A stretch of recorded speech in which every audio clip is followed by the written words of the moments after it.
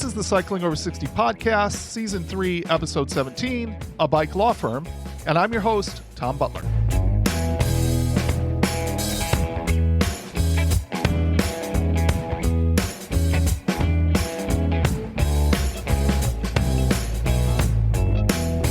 I want to start out by inviting people again to join me on Thursdays at 3 p.m. Pacific time for something I'm calling Zwift Thursday. This is an opportunity to do virtual riding together and to chat on Zoom. I don't think I will continue to do the virtual ride at the same time when the hot weather hits here, but for the next few months I plan on being consistent with it. Of course, you need to have Zwift, but also to do the ride, you need to be a member of the Cycling Over 60 Zwift Club. You should be able to find the club by pulling up the Zwift Companion app and then searching for Cycling Over 60.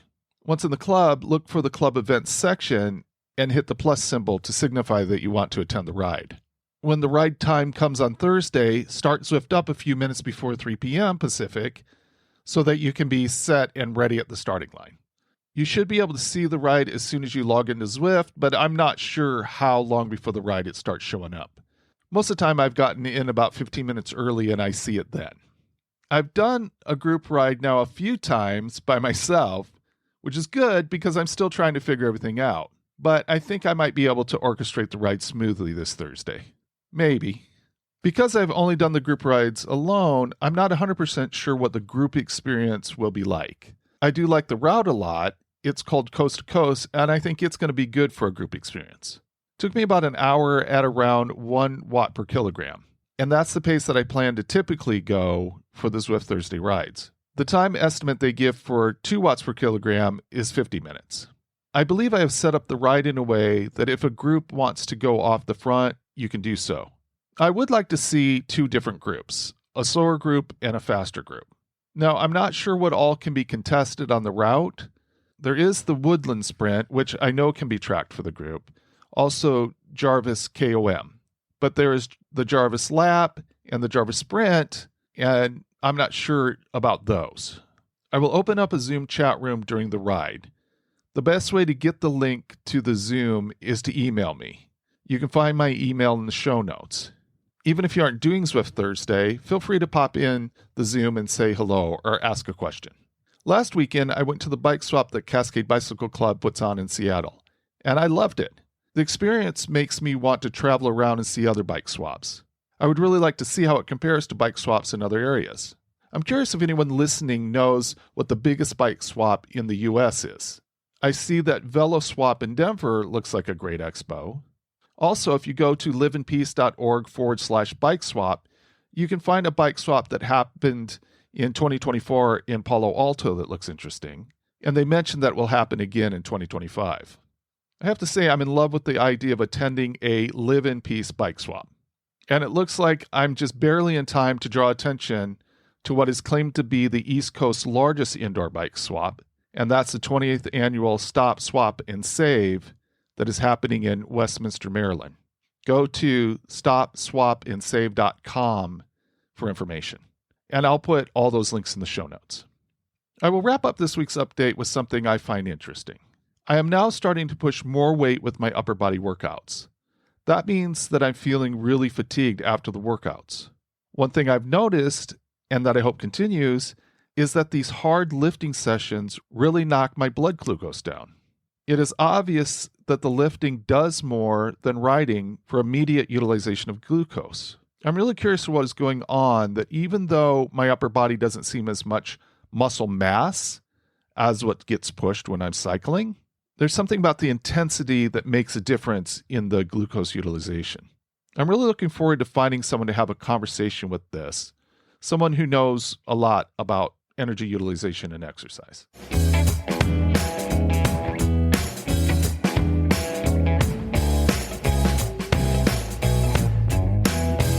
In my opinion, one of the more interesting organizations in my area is Washington Bike Law. This is a law firm that represents injured bicyclists statewide and also advocates for safer streets for people walking and rolling. I wanted to learn more about Bob Anderton, the founder of Washington Bike Law, and get his perspective from years in practice. I reached out and Bob agreed to come on the podcast. Here is our discussion. I'm joined today by bike law expert Bob Anderton. Thank you, Bob, for being here. Thank you for having me. It is a real pleasure to have you here. I am really anxious to get your perspective on a few areas of bicycle law. And let's start the conversation here. What are your earliest memories of the bicycle? Well, this isn't going to really translate, but I'm going to show you this photo that refreshes my recollection. This is me at 3 years old with the bicycle that Santa brought me. Okay. Uh, and it had 20-inch wheels, which was, traditional small bike size, BMX before BMX existed. This is 1970, and they're solid plastic tires, which, as I got a little bit older, I realized were kind of awful.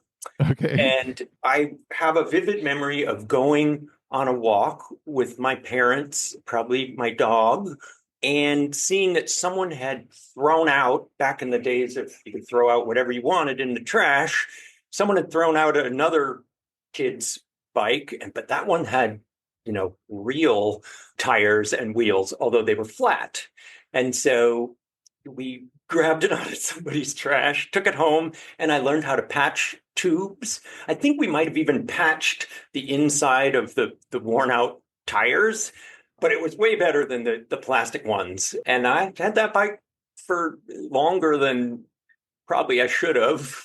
That's fantastic. I love that. Yeah. So, What a great find. yeah, no, I've been patching tubes ever since. Now, of course, I have some of those tubeless tires that supposedly don't get flats, and they do. Okay. Um, And then you stuck with cycling as you got older, and I'm wondering about that progression.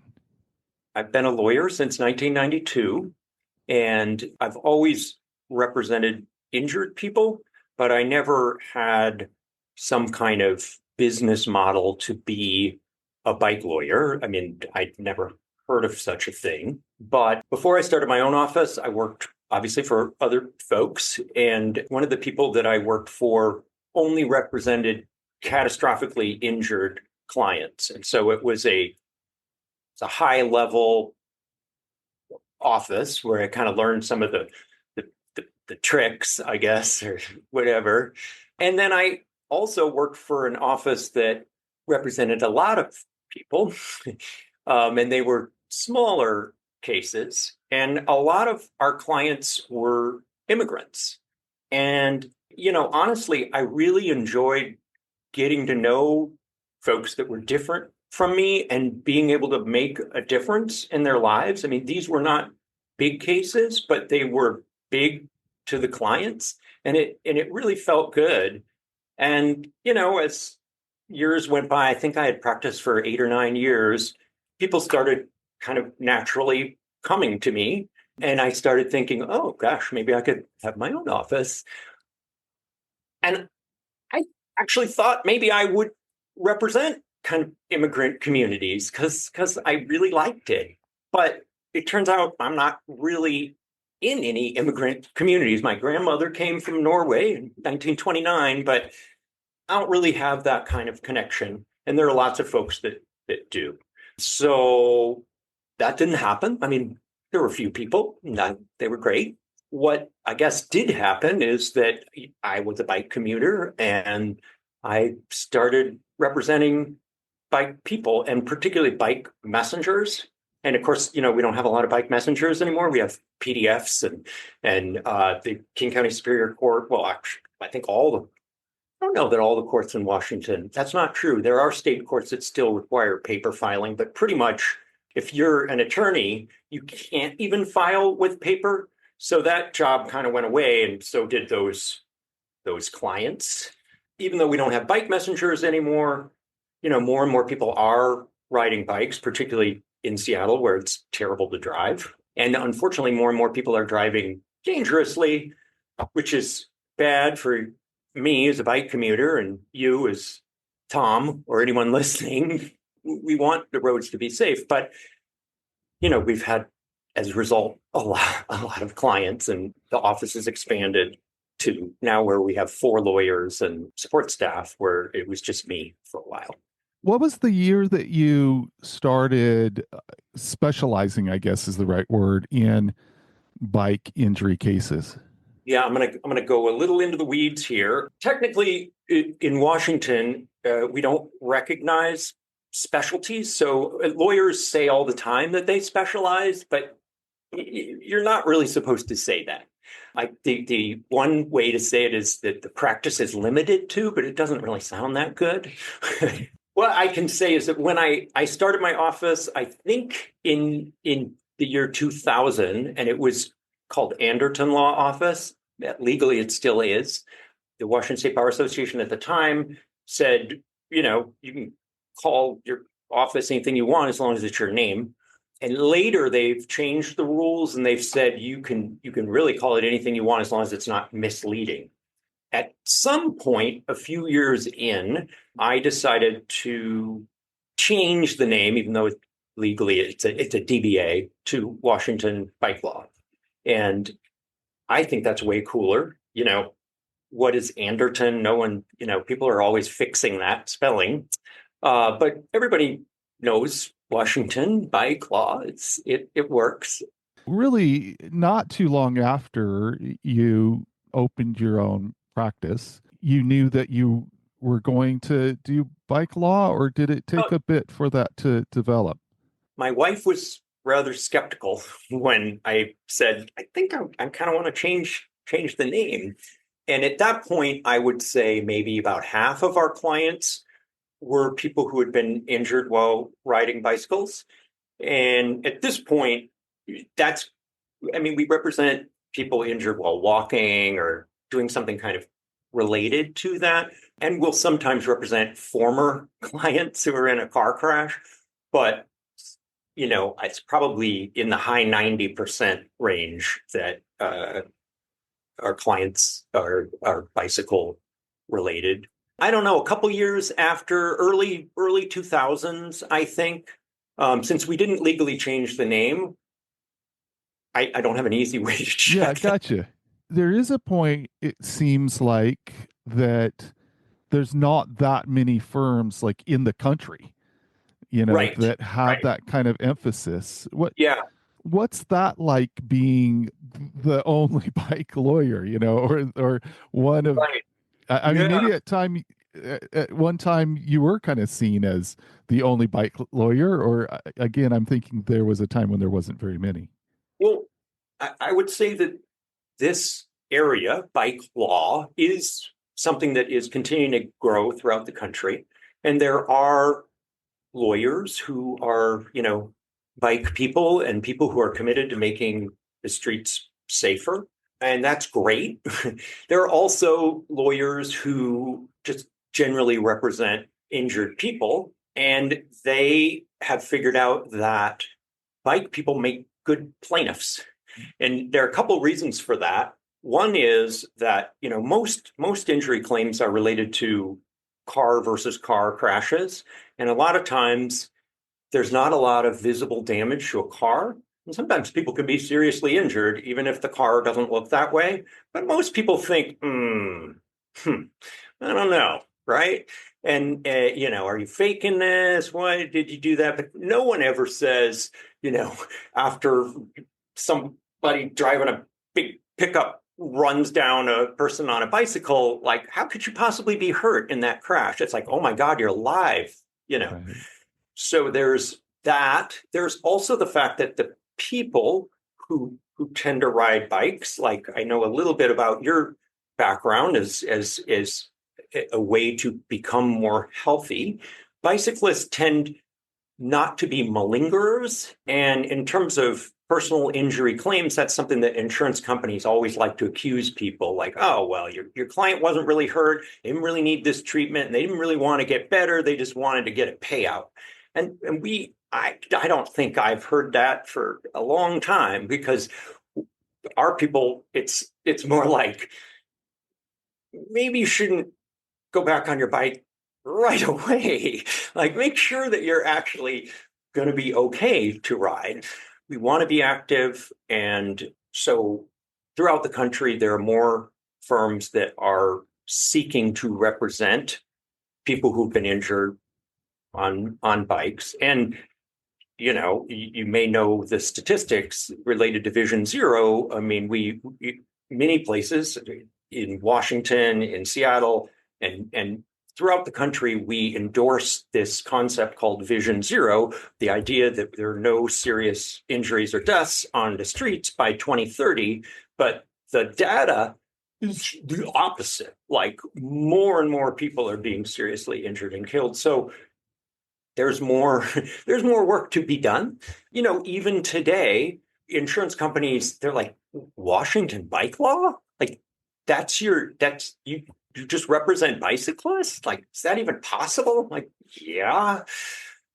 Or they'll say, okay, yeah, this is the bike case. Well, okay. Do you have a name? Because they're kind of all that. So it's changed a bit over time, but I don't know. It's good. Are there common accidents that you see, or is it kind of all over the board? Hey everyone, I'm briefly interrupting this episode to remind you that it is simple to have your opinion shaped the Cycling Over 60 podcast. Look for a link at the top of the episode description that says send me a text message. When you tap the link, a text message box will open up and you can type something that will be sent directly to me. I look forward to reading all your thoughts, ideas, and suggestions for the show. Now back to the discussion. Let me back up and say we don't like the term accident. And there's, when I say we, there's two sets of people who don't like the term accident. One is the people that want to have safe streets, advocates for, like Vision Zero, it says, don't use that term. Accident assumes that it's inevitable. There's nothing you can do about it. And it's just something that you accept. We've got to have the maximum vehicle throughput. And some people are going to die, and that's just how it is. Vision Zero was supposed to get around that. Also, plaintiffs' lawyers like me, before I had heard any of that, when I was working for Tom Chambers, who was the firm that represented catastrophic injured people, he said, like, don't ever use that word because it means that nobody's at fault. So we say crash or collision. And if you Google crash, not accident, there's a whole website dedicated to beating that out of people. But anyway, there are common types of crashes, whether you call them accidents, and most people still say accident. It's fine. A lot of bike people call them like right hooks, left hooks, a right hook being where a driver passes you and immediately forgets that you ever existed and turns right in front of you, cutting you off. Often we see that with the bike lanes. In Seattle, we have a lot of people who want to be good people and they want to stay out of the bike lane. And then they turn at the last minute and they cause the crash. It's actually okay to drive in a bike lane so long as you yield to people who are riding bikes there, and you're really going to turn. It's not okay to stop in a bike lane because you're just going to drop something off or because you want to go around stuff. But you really should get in the bike lane before the last minute if you want to avoid accidentally cutting somebody off. I did say accidentally there, didn't I? So there's the right hook. The left hook is, the oncoming vehicle that turns in front of you. And it's just, the bicyclist came out of nowhere. Oh gosh. And with that, for the most part, the law is the same, whether you're riding a bike or driving a car. I mean, you have to yield to, if you're going to turn left, right? Rear ending is something that a lot of people are paranoid about, but it actually happens a lot less than I think you might think. But we get them. Also, side swipes, people that are driving and they forget about that their mirrors are sticking way out there, or they're towing a trailer and they're turning and it doesn't follow the exact same path and it hits somebody like that. And then something that we do at Washington Bike Law that not every bike lawyer or even personal injury lawyer does is we do take the unsafe infrastructure cases, which tend to be a lot harder because you're not just going to the driver's insurance company and saying, hey, let's make up for this harm. We are often trying to actually prevent future crashes in a place. And we have some history with, like in Seattle, with there used to be hundreds, if not thousands, of sewer grates with big openings that could swallow, a road bike's tire very easily, and did. If it goes all the way down to your forks, you're not going to go over that. You're going to go like that. For the most part, I think those have been eliminated. We still sometimes see them in parking lots, and we always ask, please get rid of these so that nobody else crashes there. And sometimes they actually do that, and it makes me happy. And sometimes they're like, who the hell are you? We do what we want.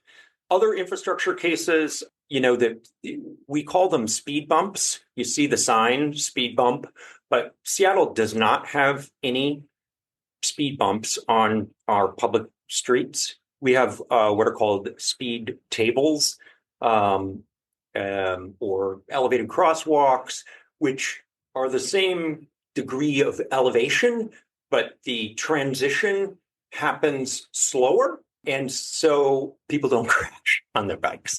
And we recently had a case that went to trial involving unsafe speed bump. Then that went up on appeal. And it looks like after many, many, many, many, many years, that's actually going to get paid. Another, and probably the thing that we've worked on longest, has to do with the missing link of the Burke-Gilman Trail, which have been literally decades and trying to make the carnage stop. And as you may or may not know, that area underneath the Ballard Bridge, that, there are bike lanes on city streets. It's not part of the Burke-Gilman Trail, but hundreds and hundreds and hundreds of people have crashed there. And finally, those tracks have been paved over. And that happened because our clients, as part of their settlement, got the city to agree to improve it so that other people wouldn't suffer the same fate. And I really appreciate that they did that. I think we all should. And I appreciate that the city has made those improvements. I mean, I think people do want safer streets, whatever side they're on. Nobody wants to defend the claims and nobody wants to be injured. But sometimes it's hard to get that kind of outcome. It's rare. And so I'm especially proud that has happened. Nice. So those are the main kinds. I'm really glad that you talked about the term accident, because I do think that's a valuable distinction to make, and especially when you're talking about infrastructure. If you have a poorly designed intersection, or you've got tracks that are running almost perpendicular to a road or whatever, I mean, you hit that with a bike and that it doesn't really feel like an accident. That feels like, a problem just waiting to happen. Right. And that is baked into Vision Zero, that the people that design the infrastructure should assume that not everyone is going to be perfectly attentive while they're driving, that people are going to make mistakes, but those mistakes shouldn't result in serious injuries or death, which means we've got to change the kind of infrastructure. And it's tough in Seattle because we've got some crazy terrain to cover. I mean, how many 6-way, 7-way intersections and over a hill and, with bridges. And so I don't envy the job of the engineers that have to figure out how to do this safely. And we have seen a lot of improvements lately, but they're in one little place. So you might have this wonderful, super safe feeling infrastructure that disappears a block later. And then you're like, okay, now what? So we've got a long way to go, but we're going in the right direction. I'm happy that things are improving. I'm interested in this aspect of you as an advocate. Uh-huh. I know that you support the Seattle Neighborhood Greenways, and that's an organization that looks to make movement around the city safer. you talked about that you represent pedestrians, represent people in wheelchairs, a broader perspective of people that are moving in other ways than cars. And I'm wondering if there's like a set of legal challenges that are shared when you're looking at pedestrians or, people moving around a city in other than cars. Well, I guess the answer is yes. I mean, people that are outside of vehicles are much more vulnerable than people who are inside. And when I say vehicles, a bicycle is considered a vehicle in Washington, but it's not the same as a Hummer, for instance. Not only are we, the people outside of cars and trucks, more vulnerable to being seriously injured or killed in crashes, we have another disadvantage compared to people with cars and in cars and trucks, which is that when police come to investigate the crash, often they just assume that the bicyclist came out of nowhere because oftentimes the bicyclist has already been taken away by ambulance and the driver's like, it came out of nowhere. And that may be true from their perspective because they just looked up from their phone. But there's also another problem that people have besides being more physically vulnerable, and it's the way the law works. If someone is claiming that a driver is responsible for their damages caused in a crash, they have the burden to prove that the driver was indeed responsible. But if somebody has a head injury or worse, if they're killed, they're not going to be able to testify to what actually happened. And because they have the burden of proof, they may not be able to recover anything, even from their own insurer. If you have UIM on your car insurance, that means underinsured motorists or uninsured motorists. You have insurance for people that don't have insurance, and a lot of people don't, or don't have enough insurance, and it should protect you when you're riding around on your bike. But with the legal theory is that the insurer stands in the shoes of the tortfeasor. So what that means in human being speak is that if the driver has a defense, your own insurance company can use it against you. And so your insurance company could say, well, how do we know that the driver was negligent? What do you know? Nothing. And there were no witnesses, so you lose. So that's why another kind of outside representing individual clients, something that I've been doing besides that's a terrible sentence. But what I'm trying to say is I have been advocating for a law that would create a civil presumption of liability against drivers who are involved in crashes with people walking or rolling for a long time. I think since 2009 is when I really started trying to make this happen. And I'm super excited that this year, 2025, we actually have a bill before the Washington State Legislature that I helped write that would actually do this. It's House Bill 1518, which was introduced by Representatives Julia Reed and Beth Doglio. And it's actually set for a hearing tomorrow, which is February 5th. So we'll see where that goes. But if we were to pass a presumed liability law, it would protect the most vulnerable people on our streets in two major ways. The first way is that, and this is what would be ideal, it would motivate people that have the most power to prevent those crashes to pay attention and to be safer. But the second way is that if a crash does happen, and frankly, they probably will still happen, it would make these disputes over liability less likely, which means that claims should be resolved more quickly. And that means people might not even use a lawyer or need to have a lawyer. And it could actually benefit not just people, but insurance companies, because they would spend less money on litigation and could spend money on just compensating the people who were injured. I mean, I can say a whole bunch of things on this bill. I'm not sure how much you want. How likely do you feel that it's going to go through? Do you have a sense of that? Do you feel like a lot of the things have already been argued over the years, or is there still a lot of stuff to try to educate or inform legislators about? Well, I'm doing my best to get the word out, but this is the first time that this has been in front of the Washington State Legislature. And as far as I know, if this is passed into the law, it would be the first time in the United States. Now, there are many countries across the world where it's much safer to be walking or riding a bike. And those countries usually have either presumed liability or strict liability.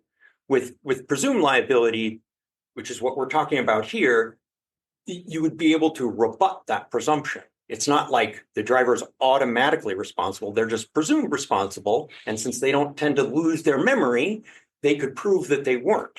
With strict liability, it's just they're responsible. But those countries, not only do they tend to have either strict or presumed liability, they also tend to have better infrastructure.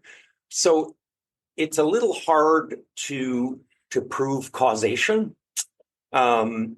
So I would like to say, just look at the data. It's so clear. We just need to do this, but it isn't that clear because often these changes happen at the same time, or it's been the law for so long. It's just hard to nail down the data. I've tried. The flip side is that I think tomorrow we're going to hear a lot of speculation about what this would do, including that it's a war on cars. I'm probably a phrase you've heard before. It isn't. And we actually drafted this bill to include a presumption against bicyclists who are involved in collisions with people walking. Frankly, I don't think that's really needed. It happens a whole lot less often, and people tend not to be as seriously injured.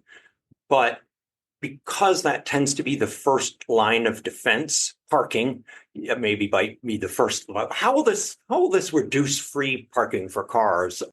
And then the other one is it's a war on cars, and it's neither. It's really something that it will make our streets safer and our legal system fairer. And I really hope that we can pass it this year. But if we don't, I've been at it for a long time. I will keep pushing it. Ultimately, I think that if we have the law and people know about the law, it really will reduce the number of serious injuries and deaths, and then I can retire. I've done this for over 3 decades. I'm ready. It's fine. So as you're talking about it, there's something that's come to my mind, and that's and maybe this is a hard question to answer. I don't know, but do you feel like when you're out there talking to different types of people, whether it be drivers or city officials or law enforcement or whatever, that there's an element that people in the US think, well, streets are for cars? Oh, Do you for think? sure. Okay. Yeah. There is a great book by Peter Norton, which I have in the other room because I can't remember the title, but it really, really changed my thinking about it. It's really a historical overview of the introduction, the mass-produced automobile in the United States, and how it completely changed what streets were for. I mean, you may have heard, "Hey, kid, go play in the street," and that's a joke now. But before the Model T, that was not a joke. The streets were a public area that people would gather and walk freely wherever the heck they wanted to walk, because you could hear the horses coming, and they're coming at like 8 miles an hour. You just move over. But when cars would race around the corner at upwards of 30 miles an hour, there was carnage in the street, and there was a huge backlash against cars. They were talking about limiting speeds, prohibiting them entirely in urban areas. This led to the formation of the American Automobile Association, which actually came up with the phrase jaywalker. And I did not know this, but at the time, a jay was pejorative. It was like a hick, a country bumpkin, somebody who didn't know how to act. Jaywalkers were people that just crossed in the middle of the street. And so they were blamed for being run down. So yeah, there's definitely that idea here, but it's also been like that in places like Amsterdam or Copenhagen in the 1960s, and they changed. We can change. Not everybody has to ride a bike. I ride an e-bike often because I'm getting older and my knees don't always work so well. But even if you have balance problems, I mean, there are trikes, and heck, everybody walks. I mean, everyone benefits from a more pedestrianized environment. Nobody likes having a street dominated by cars, but everybody likes to be able to go up with the rock star parking and drop their car off and go right in.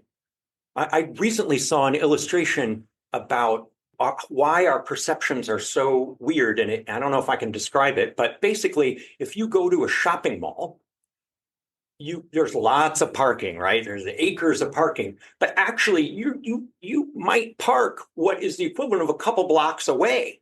It just doesn't feel like it because you can see you're going to Sears or whatever's left in those places. And whereas if you got to walk a couple blocks downtown, you think, what's going on? This is an outrage.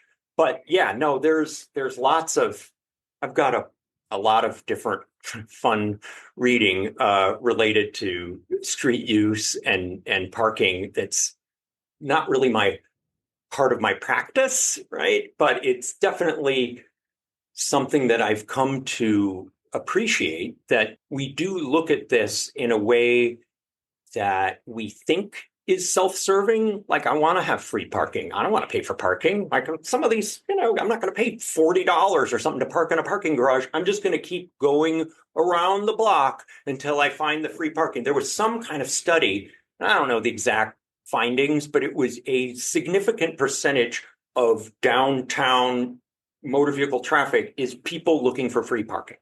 So, and now in Seattle, we have variable pricing based on demand, which is probably smart, right? I mean, the idea, even if you are charged what seems like a significant amount for street parking, it still undervalues what the land is worth.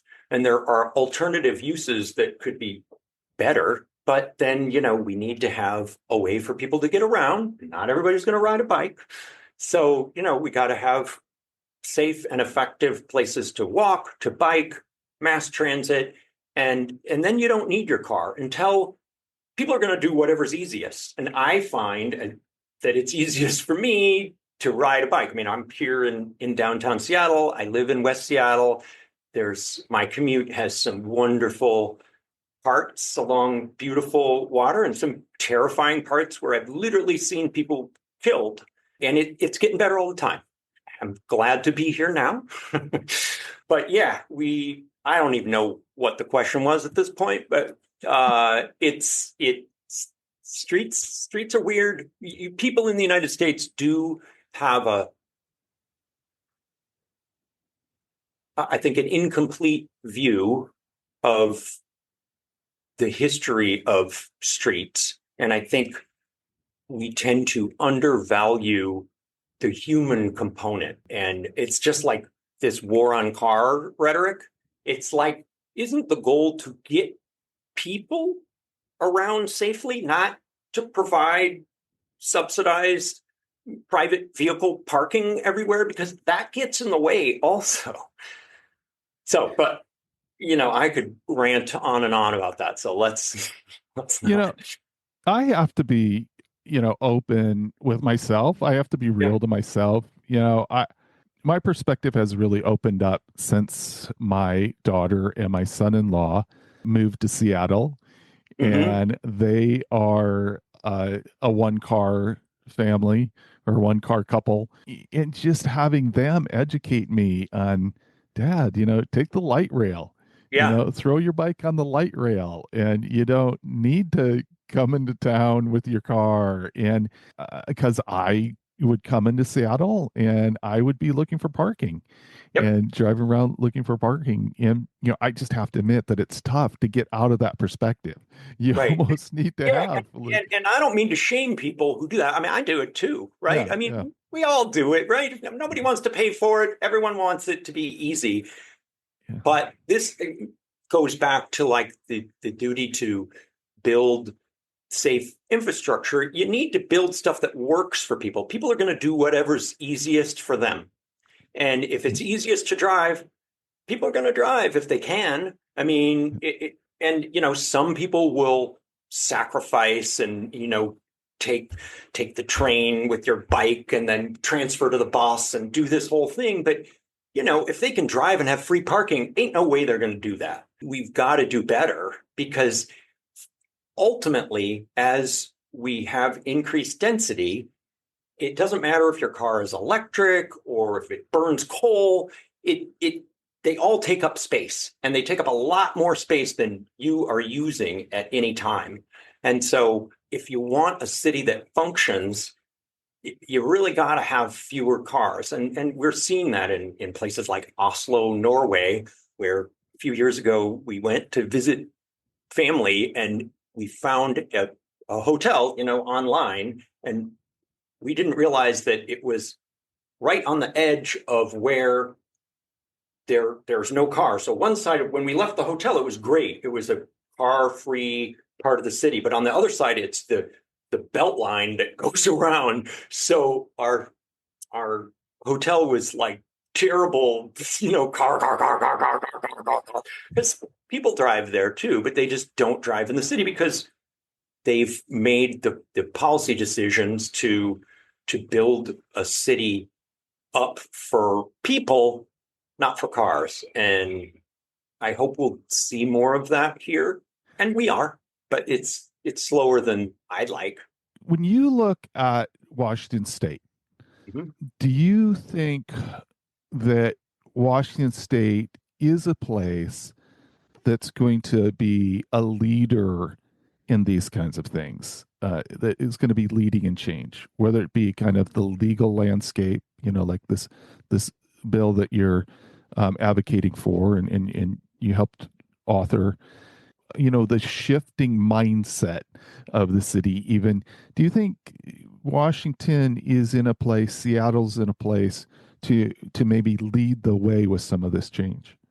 I hope we are. I mean, I think it remains to be seen with this presumed civil liability law, whether that's going to get passed this year. We've got budget issues that people, I think, are primarily focused on. And in the city, I think we have an increasingly conservative city council and mayor. And this may come as a surprise to those of us who do ride bikes regularly. Washington is one of the best places in the country to ride a bike. And there are some crazy drivers out there who are yelling and screaming at you and seemingly intentionally trying to run you down or at least scare you. But it's a lot fewer than other parts of the country. So it's a little bit depressing, honestly, to answer your question that yes, we are leaders, because I think we're still not where we ought to be. But I do think we are improving in lots of different areas, and more people, are willing to try riding, walking. I think there's still a reduction in the mass transit use since the pandemic. And unfortunately, people are still driving like they're the only ones on the road. Not everybody, but you see them, right? I mean, so yeah, it's kind of a mixed answer. Yes, we're leaders, but we're not going far enough. I think there are a lot of people who would love to do more. And there are a lot of people who just don't see it. It's not on the map. I mean, there's a lot of stuff going on. It's not on a lot of people's maps. It doesn't mean they're bad people, but it's hard to, like your question about how streets are used. I mean, I was doing this for at least 20 years before I read that book and was like, oh my God, it's true. I mean, look at the street. Like most streets, like half of it is dedicated to parking. Like it's an incredible amount of resources that are used to store private cars that are not even being used. And we could allocate those resources differently, but we choose not to. And it's not even that we choose not to, it's just not on the map. And so it'd be good to put it on the map, even if you don't want to pay those exorbitant private parking rates, which is why we need better transit. We need safer infrastructure for walking and biking. And then you feel safer. There's a lot of folks that don't feel safe riding a bike today. I mean, I'll tell you, a couple of years ago, I got rid of my road bike. And that's not to say that you can't safely ride a road bike, but so many times I, get stuck in a little groove between pavement parts with my little 23 millimeter tires. And it's kind of a little scary. I switched to a gravel bike, even though I made fun of them at first. And it's nice to have bigger tires, low rolling resistance. It feels a lot safer. Now, your firm has been recognized by the League of American Bicyclists and also Cascade Bicycle Club. And can you talk about that recognition and what that's about? The League of American Bicyclists is I think the oldest bicycle related organization certainly in the country. And Washington Bike Law was the first law office recognized as I think what are we called? A bike, somewhere I have something, bike friendly business back in 2009. Since then, we continue to get the recognition. We are now up to platinum level, which is the highest level that they can give. That's higher than the city of Seattle or the state of Washington. Not that it's a competition. In 2013, Washington Bike Law was the first organization, any organization, law office or otherwise, to be recognized by Cascade, mostly because I knew they were going to do it. And I was like, oh, yeah, we'll do that.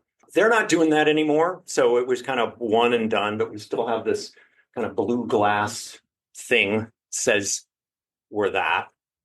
It's great to be recognized, but I think more importantly, the people at Washington Bike Law really are committed to making our streets safer for everyone.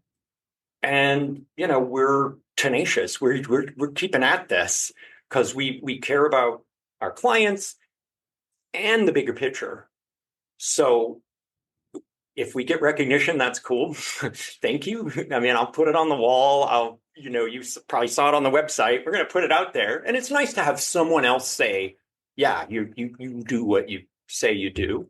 But, we got that because we do it and we're going to keep doing it, whether we get it or not. Well, I'm not looking for specific legal advice, but yeah. I'm wondering, can you talk about like maybe typical stages or typical flow or something involving the stages or the progression or whatever of a bicycle incident? Are there things that cyclists should do to effectively communicate with their attorney? What are some of the things you think about in the progression of things? Sure. Well, I think when you originally put this together, you were talking about a lawsuit. And one thing that people often kind of refer to an injury claim as a lawsuit, but actually most claims never result in a lawsuit. It's negotiations with an insurance company. And, if a claim can't be settled with the insurance company, then the insurance company is going to appoint a lawyer to represent the person accused of being responsible for the crash. And then they would pay any verdict up to the policy limits of that person's insurance. Because of this, usually the first thing that happens after a crash is that the driver's insurance company is going to try to get a hold of the other person involved and lock them into a set of facts. They want to take a recorded statement. And that might be your own insurance company if it's a UIM or uninsured or underinsured motorist claim. And you do have a duty to cooperate with your own insurance company. But if your own insurance company and especially the other person's insurance company can use what you say against you, they're definitely going to do it. So, I guess fundamentally, it's important to tell the truth. But even more than that, it's better not to give a statement until you're mentally able to do this. And we would usually recommend that you talk with a lawyer. That's sort of the standard lawyer advice is talk to a lawyer, surprise. But, a lot of people don't. But the problem with giving a recorded statement is that if your claim isn't settled and you file a lawsuit, then what happens, you were asking about the steps in a lawsuit, is a discovery, which is the formal exchange of information. And discovery includes depositions where you have questions asked of you under oath.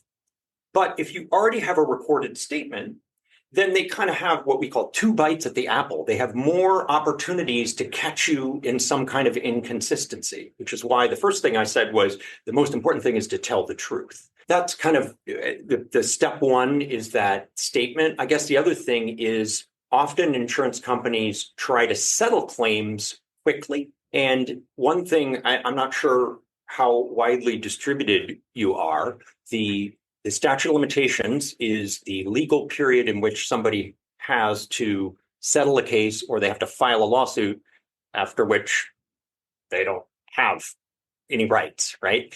And that time period varies in different states. In Washington, though, if someone is accused of negligently causing a crash, you have up to 3 years to settle a case or file a lawsuit. So it's a lot of time.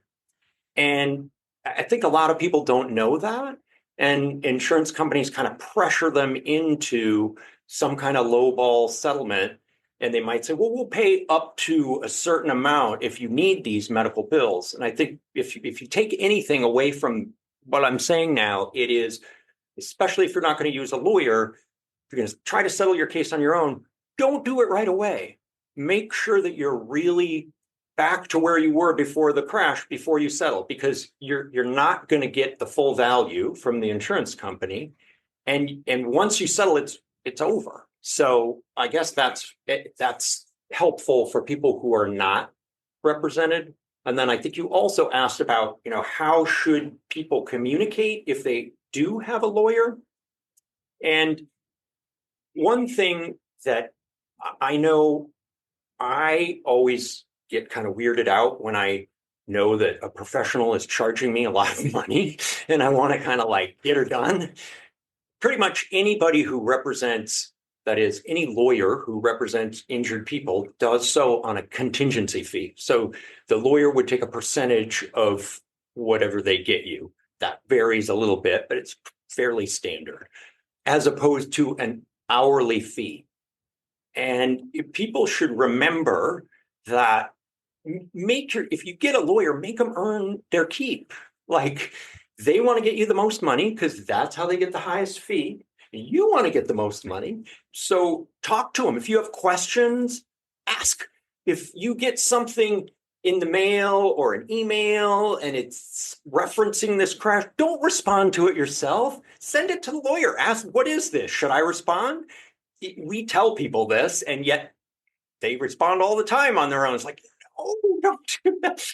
So it's better for everybody to do that. And I guess if I could blow my own horn, as it were, there are lots of different sort of types of law firms. There's sort of the general practice firm, which knows a little bit about everything and will do whatever. And there's also firms that only represent injured people. They're going to know the answer to most of the kind of questions that you might have. And then there are offices besides Washington Bike Law, but Washington Bike Law is one of them, that this is what we do. We represent injured people from bike crashes mostly, and sometimes walking. we see the same stuff over and over again. So I'm not claiming to be the smartest person in the world, but once you've seen something enough, you probably know where to go and hopefully how to get there in the best way. I guess this doesn't really answer how do you effectively communicate with your lawyer, but more like how do you choose someone to represent you?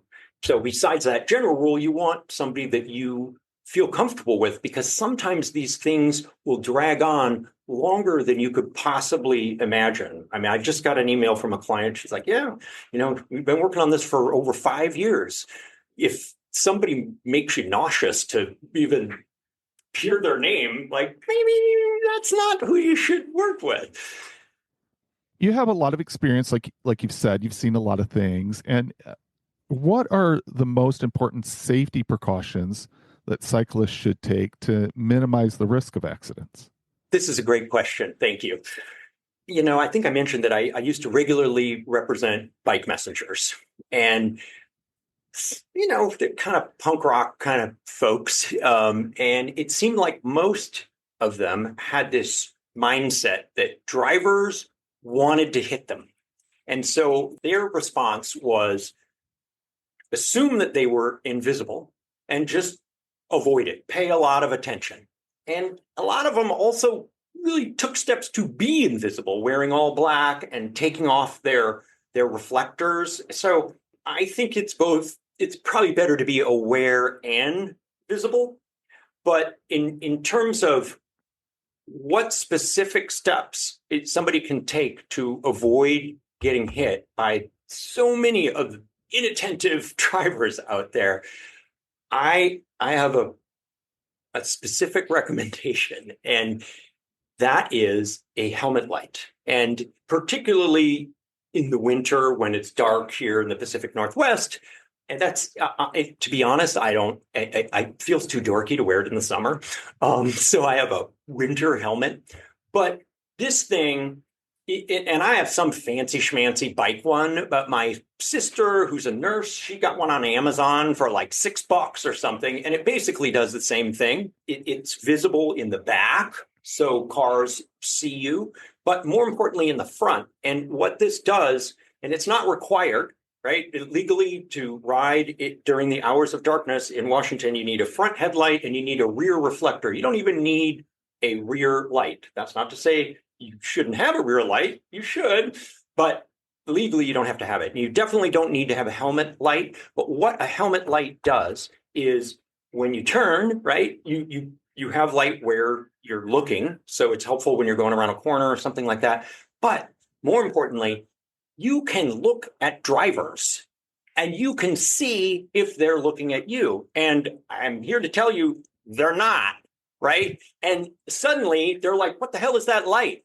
And they look up and they don't hit you.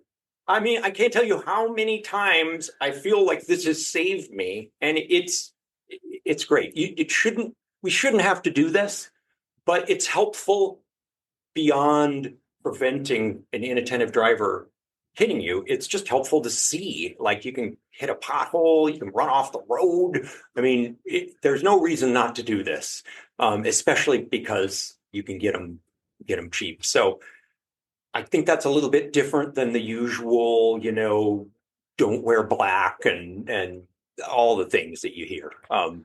So that's. I like that. I mean, it's such a practical thing. And again, like you said, you've experienced it. Yeah, it feels so much safer. To some point in the last few weeks, I got a bunch of helmets and I realized I had on a helmet that didn't have a light and I had a harder time seeing. And I felt I look at drivers. I'm showing you that here that you can't see on a podcast, but I give them the stink eye, and there's no response. And it's because my headlight's not on. So yeah, that's cheap and easy way to be a lot safer. Do you have any bike adventures planned for the future? I think I mentioned that I kind of consider myself a utilitarian bicyclist. So, I have lots of aspirations of mountain biking and gravel biking and doing these things. But the truth of the matter is pretty much never happens. So I would say that my adventures are getting to and from work, and that's quite an adventure, really. So it's just that's the plan. Just keep riding. It's easy. It's the most efficient way for me. It has kept me relatively fit, even though that's pretty much all I do. And that's a good adventure. So, Well, and your commute yeah, is beautiful. I mean, if yeah, people don't know the Seattle area, I mean, what you're talking about as far as what you're riding, there's, it's really beautiful, and you get to see Mount Rainier probably a lot for your commute and the sound and everything. So you could find a lot of places that weren't as picturesque as that commute. for sure. Also, Alki was one of the first parking protected bike lanes in the country. Okay. Most of it doesn't have it, but I guess that would be south at the end of the beach. There's a parking protected portion. So yeah, Nice. it's great, and it's also terrible in places. Bob, thank you so much for taking the time to do this. I found it to be awesome. I found it to be valuable. I really, the perspective that you have because of what you've done for years is, I believe, just a really unique perspective. And I really appreciate you sharing that with the podcast listeners here. Well, thank you. It's been fun. Fantastic. Talk to you later. All right.